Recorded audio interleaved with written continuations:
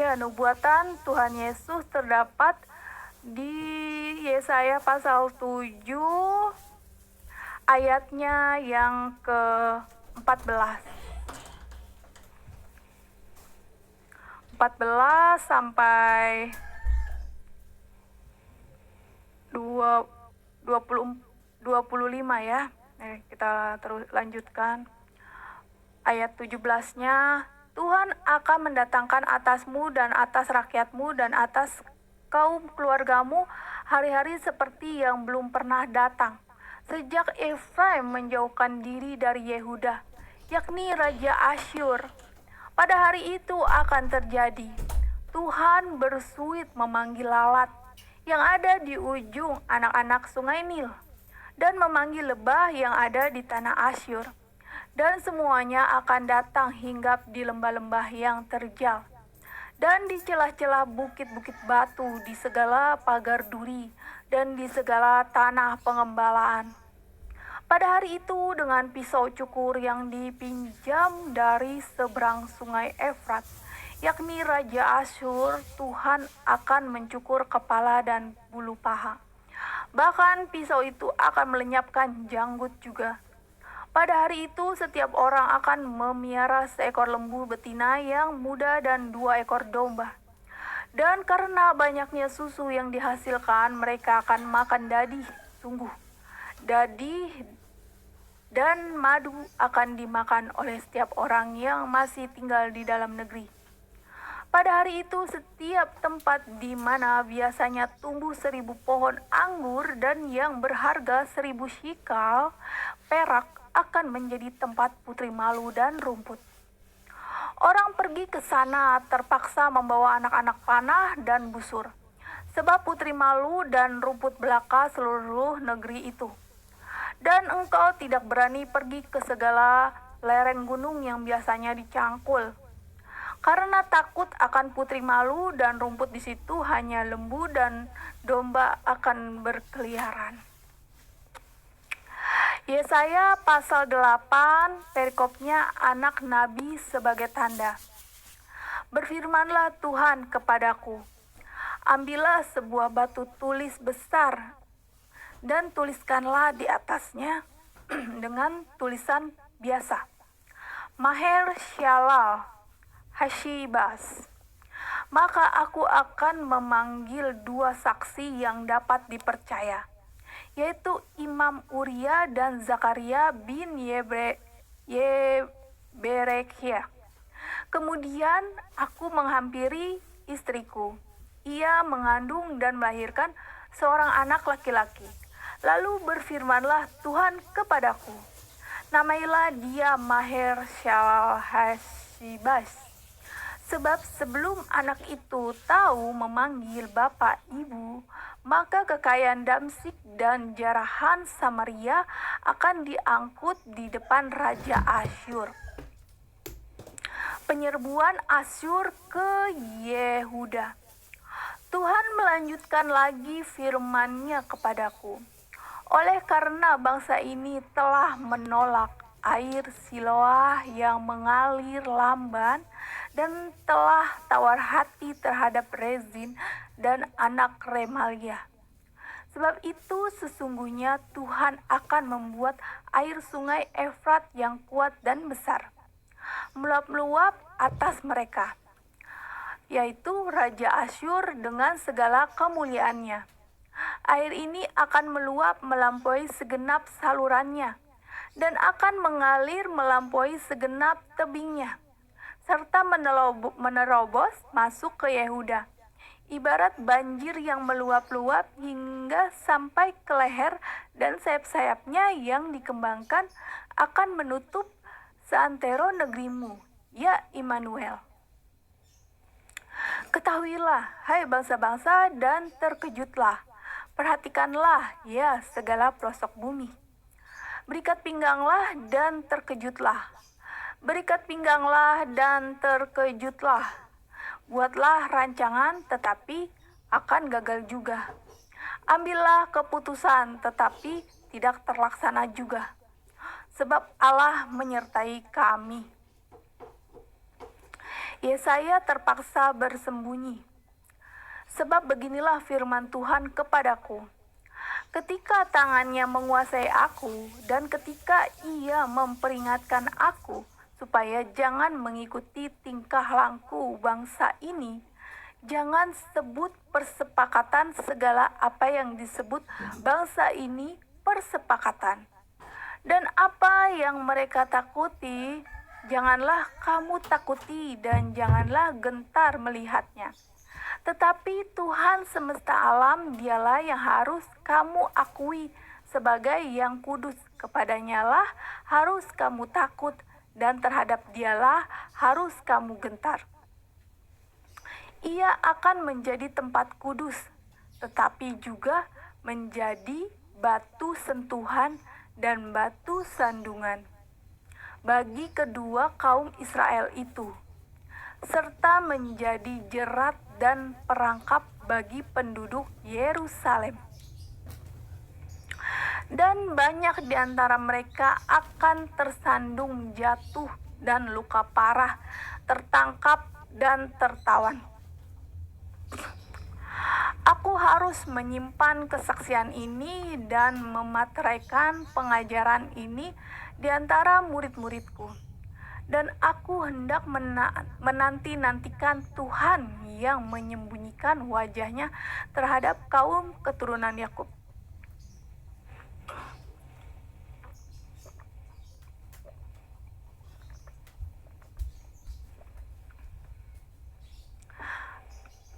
Aku hendak mengharapkan Dia. Sesungguhnya aku dan anak-anak yang telah diberikan Tuhan kepadaku adalah tanda dan alamat di antara orang Israel dari Tuhan semesta alam yang diam di Gunung Sion. Dan apabila orang berkata kepada kamu, mintalah petunjuk kepada arwah dan roh-roh peramal yang berbisik-bisik dan komat kamit, maka jawablah, bukankah suatu bangsa patut meminta petunjuk kepada Allahnya? Atau haruskah mereka meminta petunjuk kepada orang-orang mati? Bagi orang-orang hidup, carilah pengajaran dan kesaksian. Siapa yang tidak berbicara sesuai dengan perkataan itu, maka baginya tidak terbit fajar.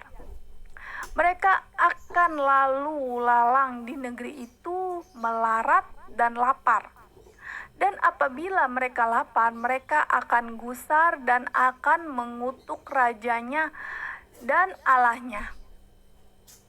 Mereka akan menengadah ke langit dan akan melihat ke bumi, dan sesungguhnya hanya kesesakan dan kegelapan, kesuraman yang mengimpit, dan mereka akan dibuang ke dalam kabut. Kelahiran Raja Damai. Tetapi tidak selamanya akan ada kesuraman untuk negeri yang terimpit itu. Kalau dahulu Tuhan merendahkan tanah Zebulon dan tanah Naftali, maka di kemudian hari Ia akan memuliakan jalan ke laut, daerah seberang sungai Yordan, wilayah bangsa-bangsa lain.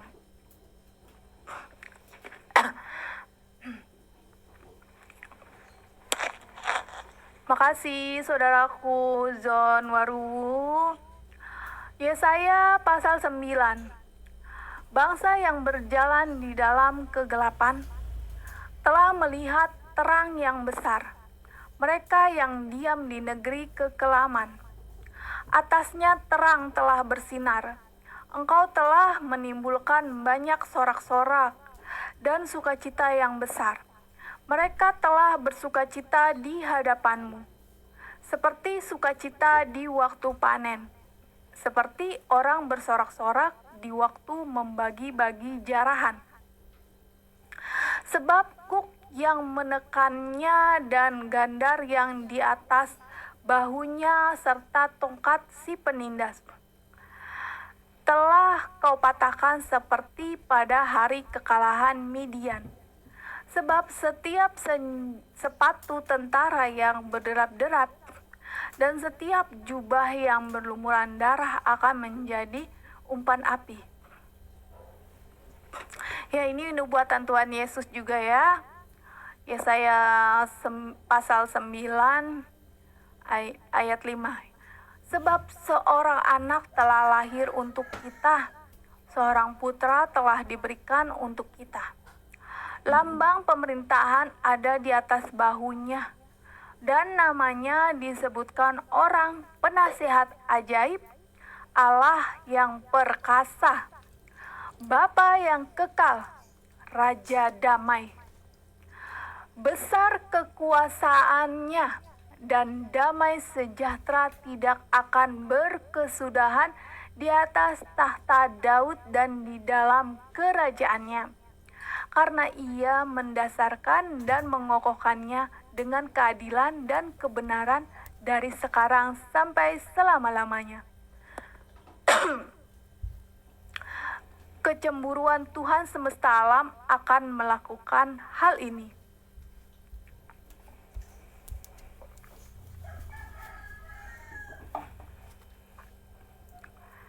Murka Tuhan terhadap Efraim.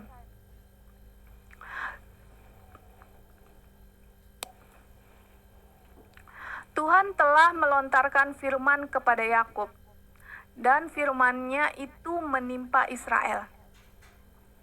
Biarlah seluruh bangsa itu mengetahuinya, yakni Efraim dan penduduk Samaria, yang berkata dengan congkaknya dan tinggi hatinya tembok batu bata jatuh. Akan kita dirikan dan batu pahat pohon-pohon ara ditebang. Akan kita ganti dengan pohon-pohon aras. Maka Tuhan membangkitkan para panglima Rezin melawan mereka dan menggerakkan musuh-musuh mereka, orang Aram dari timur dan orang Filistin dari barat. Mereka menelan Israel dengan mulut yang lebar. Sekalipun semuanya ini terjadi, murkanya belum surut dan tangannya masih teracung. Tetapi bangsa itu tidak kembali kepada Dia yang menghajarnya, dan mereka tidak mencari Tuhan semesta alam. Maka Tuhan mengerat dari Israel kepala dan ekor, batang dan ranting pada satu hari juga. Tua-tua dan orang yang terpandang itulah kepala, dan nabi yang mengajarkan dusta itulah ekor. Sebab orang-orang yang mengendalikan bangsa ini adalah penyesat, dan orang-orang yang dikendalikan mereka menjadi kacau. Sebab itu Tuhan tidak bersuka cita karena taruna-taruna mereka, dan tidak sayang kepada anak-anak yatim dan janda-janda mereka. Sebab sekaliannya mereka murtad dan berbuat jahat, dan setiap mulut berbicara bebal. Sekalipun semuanya ini terjadi, murkanya belum surut, dan tangannya masih teracung. Sebab kefasikan itu menyala seperti api, yang memakan habis putri malu dan rumput, lalu membakar belukar di hutan, sehingga tonggak asap berkepul-kepul ke atas. Oleh karena murka Tuhan semesta alam, terbakarlah tanah itu, dan bangsa itu menjadi makanan api. Seorang pun tidak mengasihani saudaranya. Mereka mencakup ke sebelah kanan tetapi masih lapar. Mereka memakan ke sebelah kiri tetapi tidak kenyang. Setiap orang memakan daging temannya. Manasye memakan Efraim dan Efraim memakan Manasye. Dan bersama-sama mereka melawan Yehuda. Sekalipun semuanya ini terjadi, murkanya belum surut, dan tangannya masih teracung. Yesaya pasal 10. Celakalah mereka yang menentukan ketetapan-ketetapan yang tidak adil, dan mereka yang mengeluarkan keputusan-keputusan kelaliman untuk menghalang-halangi orang-orang lemah mendapat keadilan, dan untuk merebut hak orang-orang sengsara di antara umatku, supaya mereka dapat merampas milik janda-janda dan dapat menjarah anak-anak yatim. Apakah yang akan kamu lakukan pada hari penghukuman dan pada waktu kebinasaan yang datang dari jauh? Kepada siapakah kamu hendak lari minta tolong? Dan di manakah hendak kamu tinggalkan kekayaanmu? Tak dapat kamu lakukan apa-apa selain dari meringkuk di antara orang-orang yang terkurung dan tewas di antara orang-orang yang terbunuh. Sekalipun semuanya ini terjadi, murka Tuhan belum surut dan tangannya masih teracung. Tentang celaka yang akan menimpa Asyur. Celakalah Asyur yang menjadi cambuk di murkaku dan yang menjadi tongkat amarahku. Aku akan menyuruhnya terhadap bangsa yang murtad, dan aku akan memerintahkannya melawan umat sasaran murkaku, untuk melakukan perampasan dan penjarahan, dan untuk menginjak-injak mereka seperti lumpur di jalan. Tetapi dia sendiri tidak demikian maksudnya, dan tidak demikian rancangan hatinya, melainkan niat hatinya ialah hendak memusnahkan dan hendak melenyapkan tidak sedikit bangsa-bangsa. Sebab ia berkata, bukankah panglima-panglimaku itu raja-raja semua? Bukankah Kalnos sama halnya seperti Karkemis? Atau bukankah Hamat seperti Arnat? Atau Samaria seperti Damsik? Seperti tanganku telah menyergap kerajaan-kerajaan para berhala. Padahal patung-patung mereka melebihi yang di Yerusalem dan yang di Samaria. Masakan tidak akan kulakukan kepada Yerusalem dan patung-patung berhalanya, seperti yang telah kulakukan kepada Samaria dan berhala-berhalanya. Tetapi apabila Tuhan telah menyelesaikan segala pekerjaannya di Gunung Sion dan di Yerusalem, maka ia akan menghukum perbuatan ketinggian hati Raja Asyur dan sikapnya yang sombong. Sebab ia telah berkata, dengan kekuatan tanganku aku telah melakukannya, dan dengan kebijaksanaanku, sebab aku berakal budi, aku telah meniadakan batas-batas antara bangsa, dan telah merampok persediaan-persediaan mereka. Dengan perkasa aku telah menurunkan orang-orang yang duduk di atas tahta. Seperti kepada sarang burung, demikianlah tanganku telah menjangkau kepada kekayaan bangsa-bangsa, dan seperti orang meraup telur yang ditinggalkan induknya. Demikianlah aku telah meraup seluruh bumi. Dan tidak seekor pun yang menggerakkan sayap, yang mengangakkan paruh, atau yang menciap-ciap. Adakah kapak memegahkan diri terhadap orang yang memakainya? Atau gergaji membesarkan diri terhadap orang yang mempergunakannya? Seolah-olah gada menggerakkan orang yang mengangkatnya, dan seolah-olah tongkat mengangkat orangnya yang bukan kayu. Sebab itu Tuhan semesta alam akan membuat orang-orangnya yang tegap menjadi kurus kering, dan segala kekayaannya akan dibakar habis. Dengan apa yang menyala-nyala, maka terang Israel akan menjadi api, Dan Allah lah yang Maha Kudus akan menyala-nyala, dan akan membakar dan memakan habis putri malu dan rumputnya pada satu hari juga. Keindahan hutan Asyur dan kebun buah-buahannya akan dihabiskannya dari batangnya sampai rantingnya, sehingga akan menjadi seperti seorang sakit yang merana sampai mati. Dan sisa pohon-pohon hutannya akan dapat dihitung banyaknya, sehingga seorang anak dapat mencatatnya. Sisa Israel diselamatkan. Tetapi pada waktu itu, sisa orang Israel dan orang yang terluput di antara kaum keturunan Yakub tidak akan tersandar lagi kepada yang mengalahkannya, tetapi akan bersandar kepada Tuhan yang Maha Kudus, Allah Israel, dan tetap setia. Suatu sisa akan kembali. Sisa Yakub akan bertobat di hadapan Allah yang perkasa. Sebab sekalipun bangsamu, hai Israel, seperti pasir di laut banyaknya, namun hanya sisanya akan kembali. Tuhan telah memastikan datangnya kebinasaan, dan dari situ timbul keadilan yang meluap-luap. Sungguh, kebinasaan yang sudah pasti akan dilaksanakan di atas seluruh bumi oleh Tuhan semesta alam. Sebab itu beginilah firman Tuhan, Tuhan semesta alam.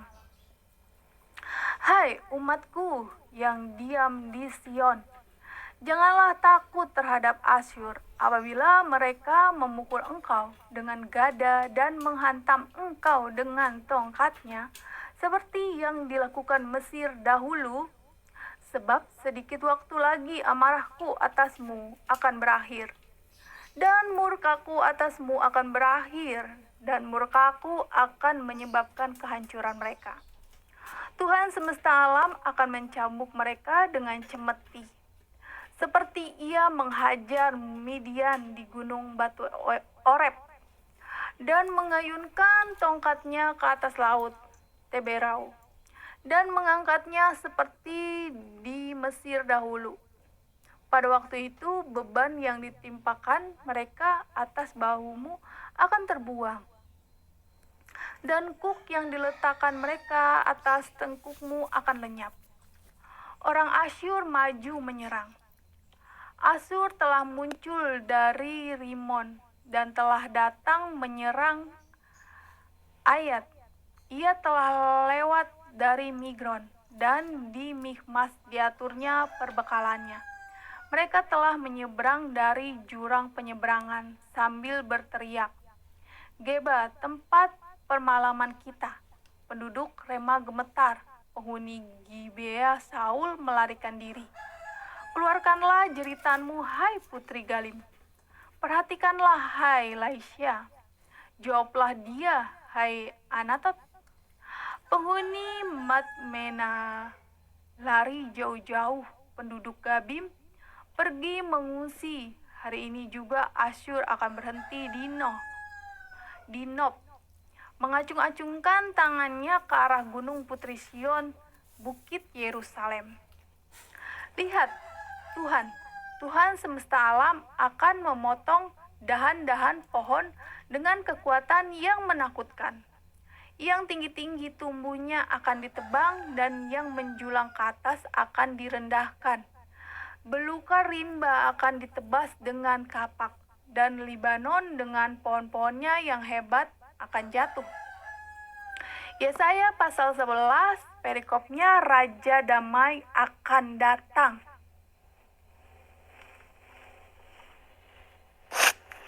Shalom.